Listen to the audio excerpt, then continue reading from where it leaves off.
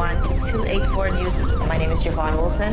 I'm Kamal Haynes. And I'm Ron Grant. And we are so thrilled and happy to be coming to you live out of the beautiful British Virgin Islands. The content continues via our website, 284media.com.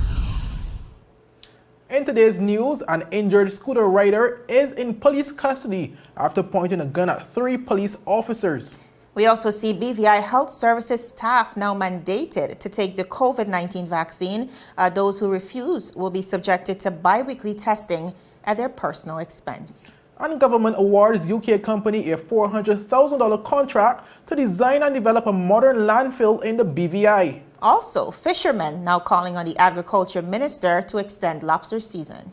And 125 pending work permit exemption applications dating back to February 2019, with the minister stating that there are plans to ease backlog before month end. This and so much more when 284 News returns. You value traditions. Today, you value music. You value education. Family. I love you. Service. Thank you. You're welcome. Love. Life.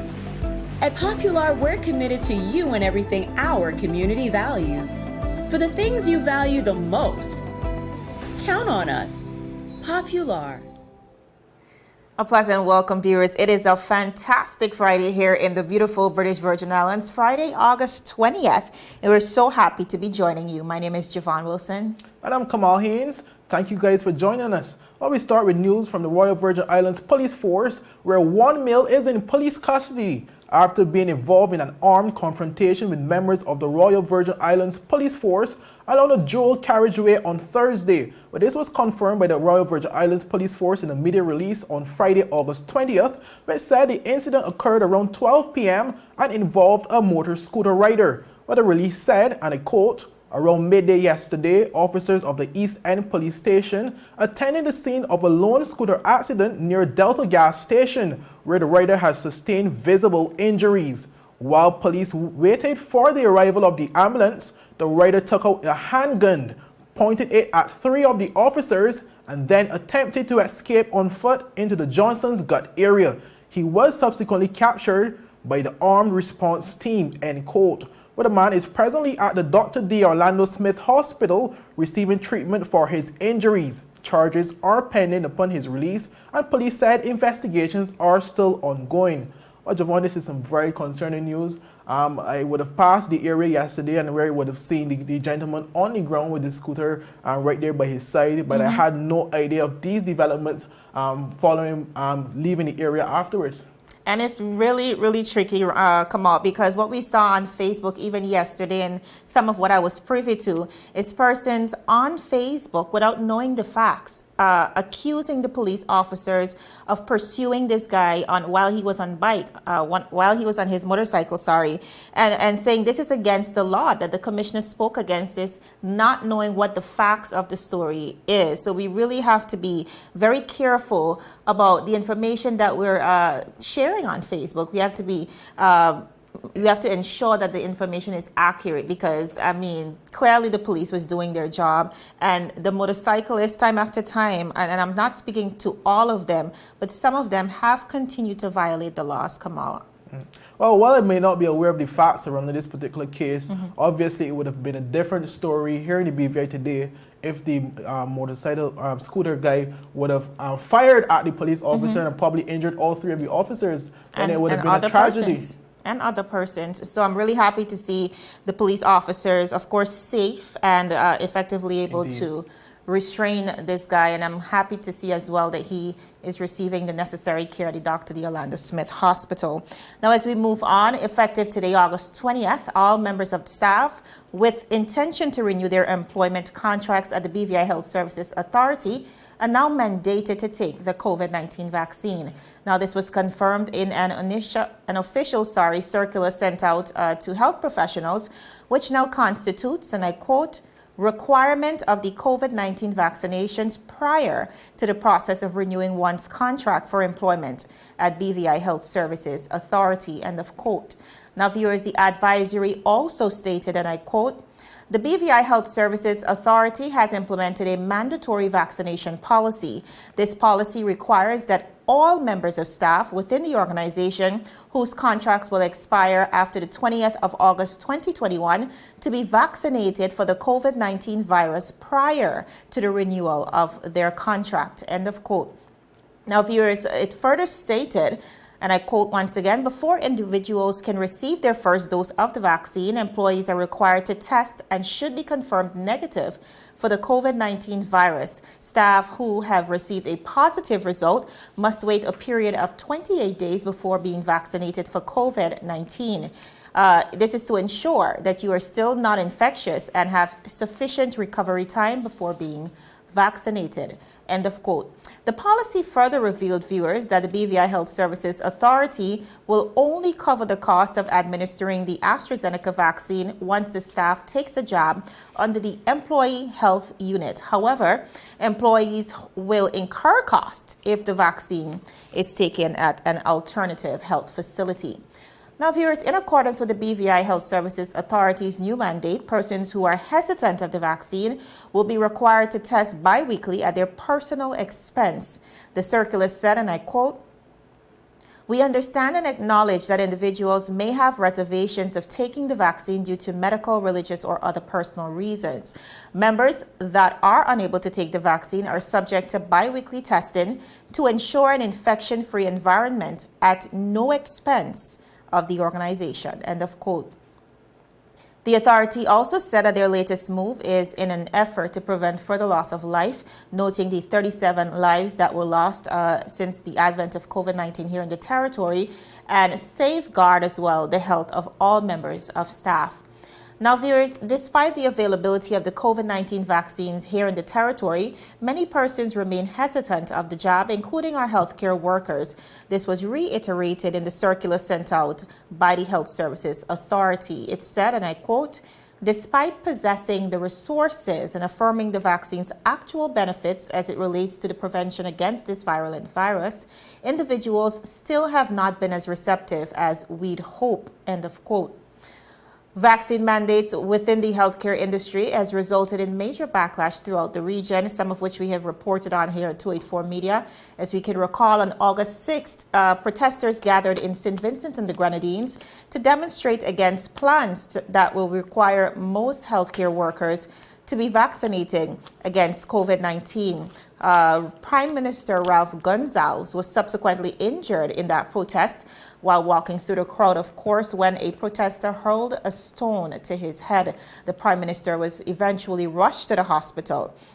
Then on August 11th, nurses in Guyana, they were locked out of healthcare facilities for failing to present a vaccination card under the Ministry of Health's countrywide enforcement of the no vaccine, no entry policy.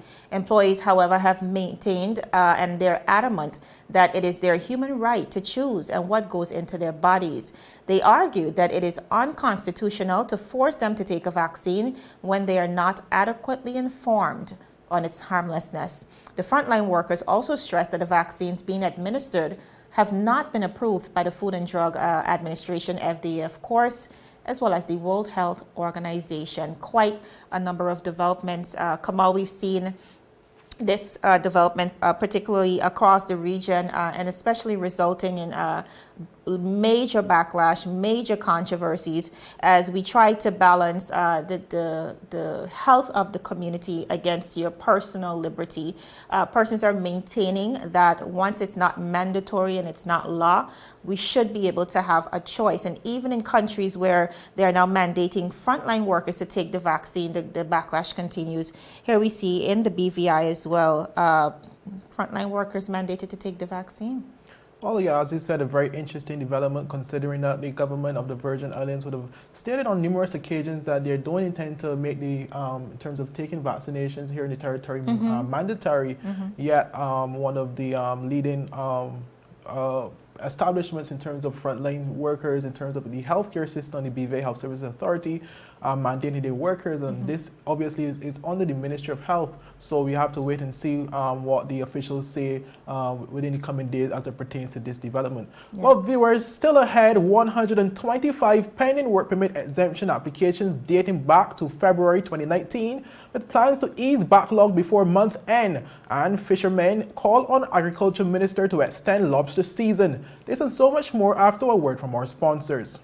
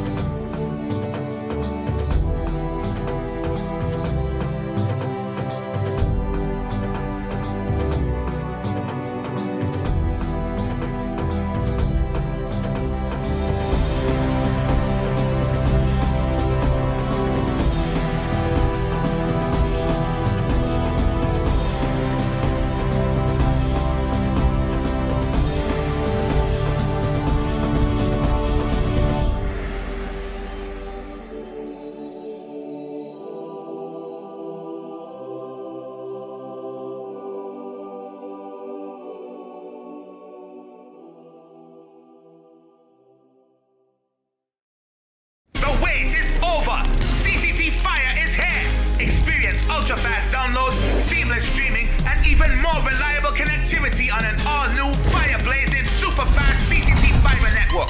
CCT Fire, bring it home and upgrade today. Well, viewers, welcome back. Well, approximately 125 work permit exemption applications are presently pending at the Department of Labor and Workforce Development, of which some date back to February 2019. Well, this is according to the Minister of Labor and Immigration, Vincent Wheatley, who made a disclosure during the recent sitting of the House of Assembly. Well, Minister Wheatley was responding to a question posed by the opposition leader Marlon Penn, who asked the minister to disclose the total number of work permit exemption applications which were pending at his ministry from February 2019 to date. But the minister replied, stating that a total of 125 work permit exemption applications were pending from the following categories. Well, these included 24 from marriage, 63 residing, 22 from the minister's discretion, and 17 awaiting status from immigration. Penn then asked a subsequent question to the minister to find out what his ministry was doing to resolve the backlog, especially in the category of marriage. Minister Wheatley responded by making it clear that a work permit exemption is not a status and therefore was not a high priority. However, he said that efforts will be made to get the backlog reduced before the end of this month.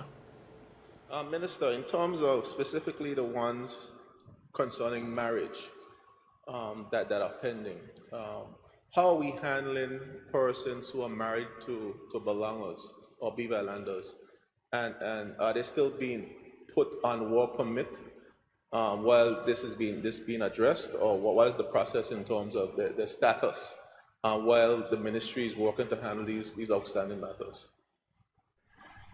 Thank you, Mr. Speaker. If you apply for status, until you get it, you keep the one you have. So whatever they currently have, they would keep that until they get the snow one here once we start processing again. Thank you. So even if the ministry takes a whole 2 or 3 years for a married person, you'll have a person's spouse on work permit, even if its delinquency is not of that individual's doing. If the ministry is taking an exorbitant long time with the process, that's what you're saying to me, Mr. Speaker?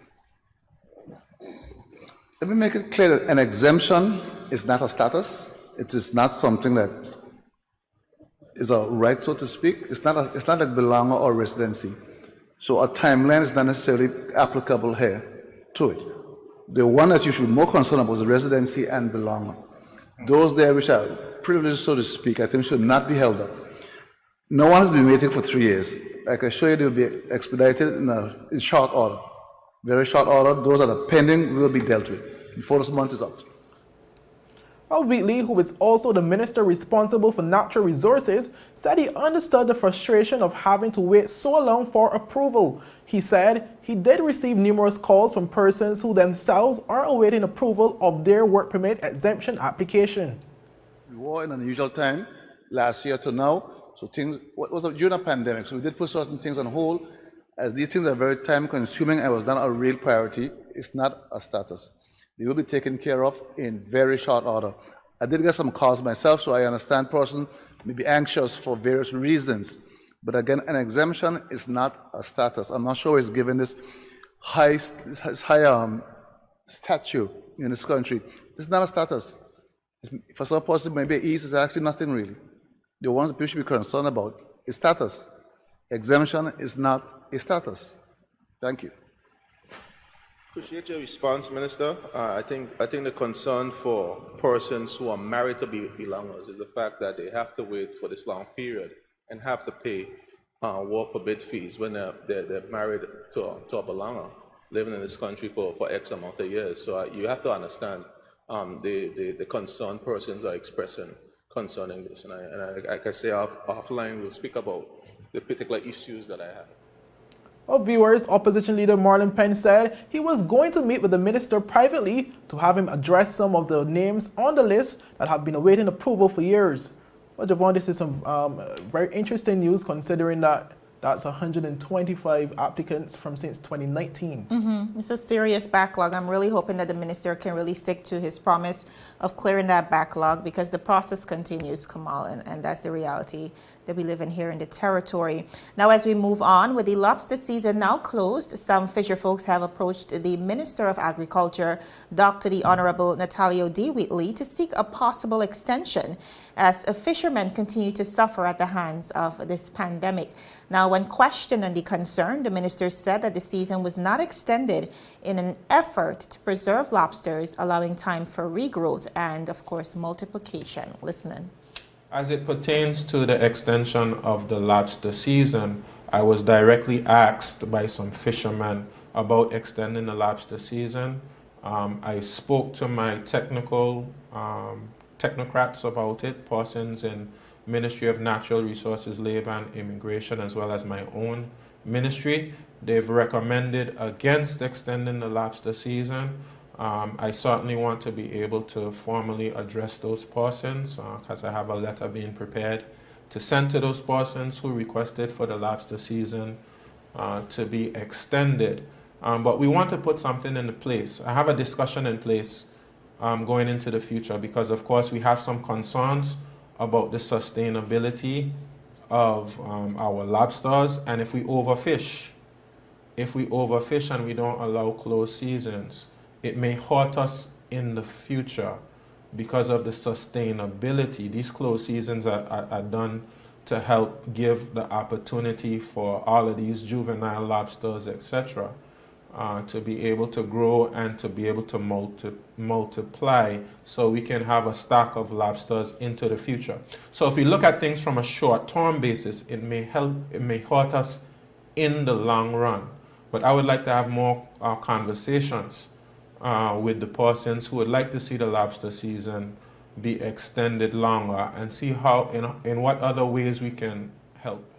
That was overseen Minister Dr. the Honorable Natalio Wheatley. Now, viewers, Dr. Wheatley further expounded on what the government has been able to do so far for fisher folks since taking up office, and of course, what's to take place next. Listen.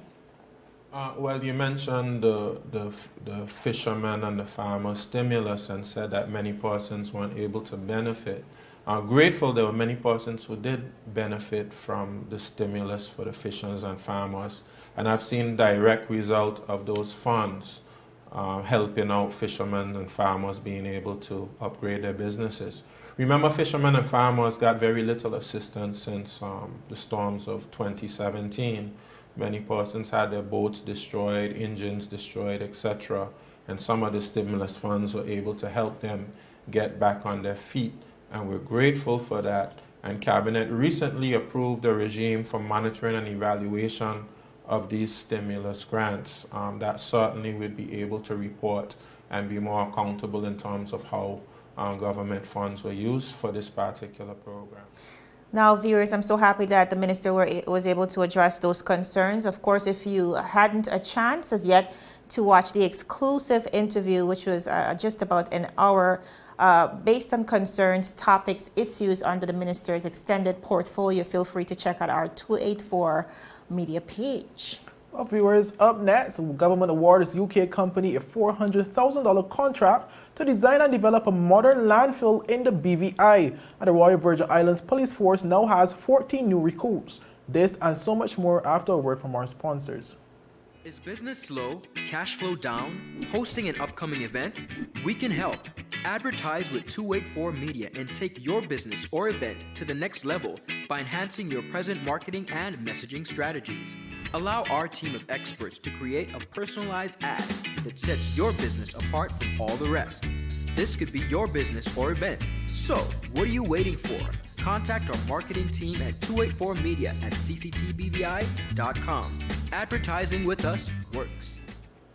Well, welcome back, viewers. Well, a United Kingdom company inked a government contract valuing more than $400,000 to conduct a feasibility study which will assist in developing a sustainable and modern landfill in the British Virgin Islands. Well, the Office of the Premier made the announcement via a media release on Thursday, stating that the contract was signed on August 17th through the Recovery and Development Agency with Wood Group UK Limited for a total of $404,000. Well, the contract will include designs and ultimate contracting of a modern means for managing waste that forms part of a cohesive waste management strategy. Well, according to the release, the duration of the contract is 18 months and is expected to provide the BVI government with recommendations needed to develop the most responsible and cost-effective means to dispose of landfill waste in the territory for the next 40 years. Take a listen. Important to note, because I saw that a number of people have it just as a study, but it's more than a study. It is to because we had a contract by Agency Red with the solid waste issues of the entire country. They have made specific recommendations, inclusive of the particular landfill design and the tertiary equipment required. This contract is zoning in on getting the specifications identified, getting it designed, and getting it so that you can have a request for proposal document. So it is not another study. It is coming the nuts and bolts of what is required in order to design clean up the Pocket Pond area, make sure that that we can get the latest in tertiary equipment, whether it's the incinerator, whether it's a waste-to-energy plant, whether it is one in which you mulch and create byproducts from it. We will look throughout the world and get the most modern tertiary treatment equipment for solid waste. And then we will design a proper landfill area that will be primarily filled with tertiary treated waste, i.e. the ash and the other products of a landfill. And we will see what byproducts we could get. We could see what modern usages we can have of the energy to be emanated from this.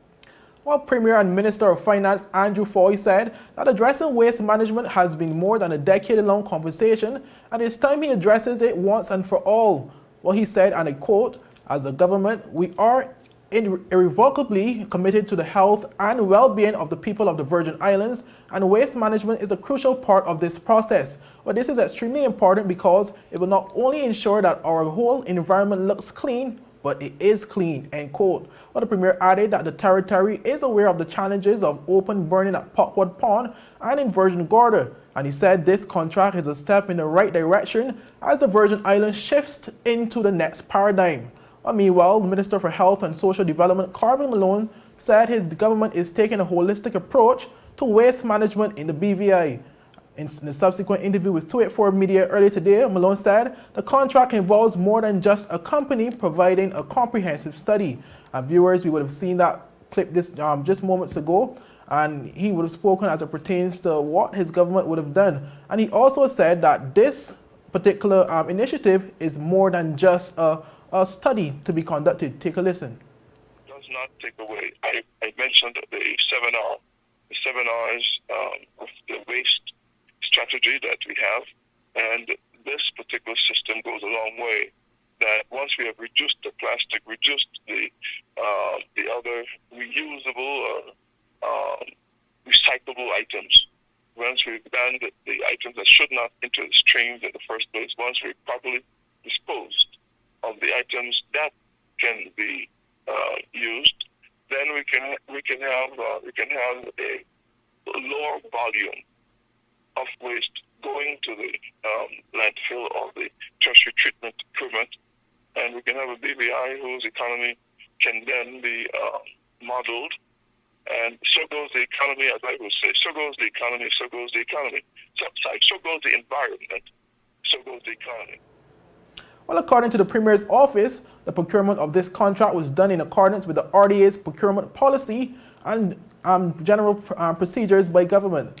Javon, this is a very interesting story, considering that there was a lot of talks following this announcement of a $400,000 contract to this UK company, where persons would have obviously speculated, as they usually do on Facebook and social media, as it pertains to, we would have seen this already. What are they doing again?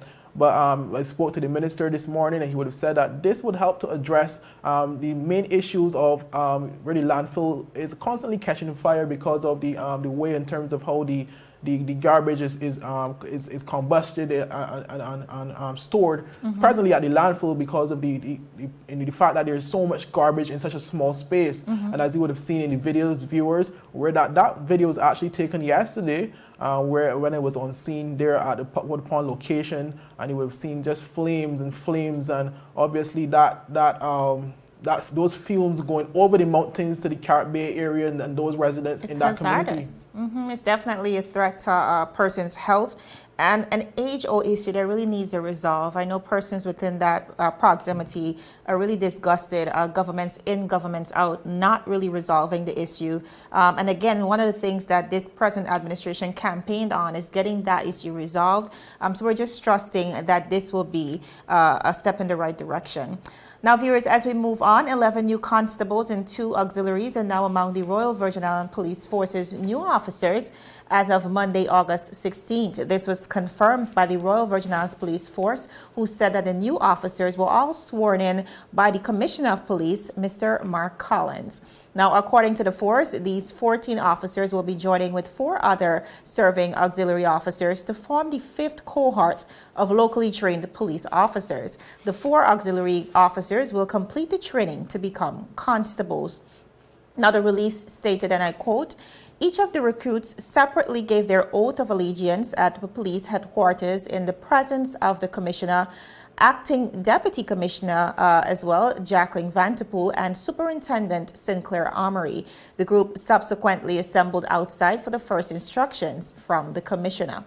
They also stated, and I quote, "The new recruitment class is made up of 8 Virgin Islanders, of those deemed to belong, and 6 from various Caribbean countries, with the same number of males as well as females. 2 of the recruits were former cadets of the VI Cadet Corps. 3 are threatening to be auxiliary officers," the Royal Virgin Islands Police Force official release added.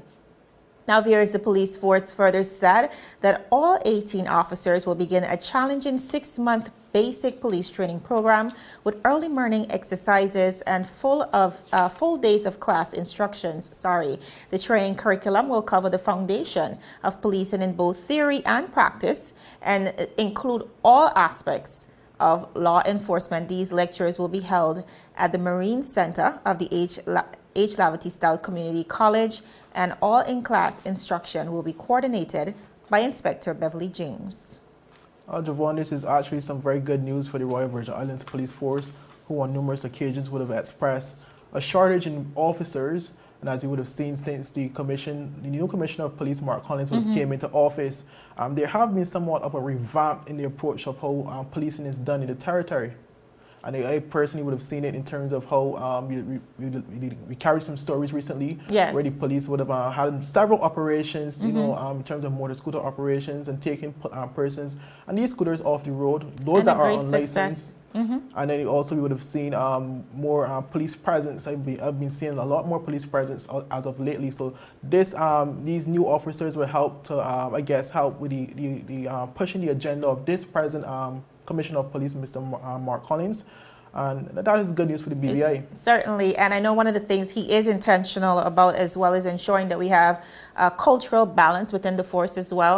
There is intention to hire more local officers, and we see here 7 or 9, is it 9? 7 new officers. Yeah, eight new officers. That are Virgin Islanders. So good news. Viewers, that's all the time we have. My name is Javon Wilson. And I'm Kamal Haynes. Thank you for joining us. Have a good weekend.